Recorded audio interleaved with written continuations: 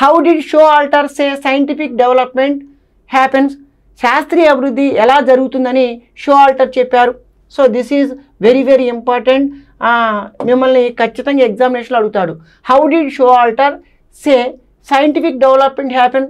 శాస్త్రీయ అభివృద్ధి ఎలా జరుగుతుందని చెప్పాడు. ఇక్కడ చూడండి, త్రో లిటరరీ అబ్జర్వేషన్, సాహిత్య పరిశీలన ద్వారా జరుగుతుందా? త్రో సోషల్ డిస్కషన్, సామాజిక చర్చల ద్వారా జరుగుతుందా? త్రో ఎకనామిక్ రిసోర్సెస్, ఆర్థిక వనరుల ద్వారా జరుగుతుందా? త్రో ద సైంటిఫిక్ ప్రాసెస్, శాస్త్రీయ ప్రక్రియల ద్వారా జరుగుతుందా?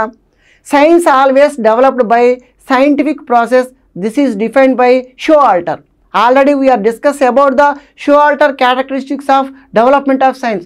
సైన్స్ యొక్క అభివృద్ధిని గురించి షో ఆల్టర్ ఏం చెప్పాడో మనం ఇప్పుడే నేర్చుకున్నాం. సో కాబట్టి according to Shaw Alter science is developed by process of science, అంటే శాస్త్రీయ ప్రక్రియల ద్వారా మాత్రమే సైన్స్ అభివృద్ధి జరుగుతుందని చెప్పాడు. కాబట్టి కరెక్ట్ ఆన్సర్ ఏమవుతుందంటే శాస్త్రీయ ప్రక్రియల ద్వారా మాత్రమే సైన్స్ యొక్క అభివృద్ధి జరుగుతుంది అని మనం ప్రధానంగా గమనించాలి మిత్రులారా. సో కాబట్టి శాస్త్రీయ అభివృద్ధి ఎలా జరుగుతుందని చెప్పాడు. తర్వాత సైంటిఫిక్ ప్రాసెస్, శాస్త్రీయ ప్రక్రియల ద్వారా జరుగుతుంది. ఇది కరెక్ట్ ఆన్సర్ అని గుర్తుపెట్టుకోండి. అంతేగాని త్రో లిటరరీ అబ్జర్వేషన్, సాహిత్య పరిశీలన ద్వారా కాదు. త్రో సోషల్ డిస్కషన్, సామాజిక చర్చల ద్వారా కాదు. త్రో ఎకనామిక్ రిసోర్సెస్, ఆర్థిక వనరుల ద్వారా కూడా శాస్త్రీయ అభివృద్ధి అనేది జరగదు అని గుర్తుపెట్టుకోండి. ఓకేనా?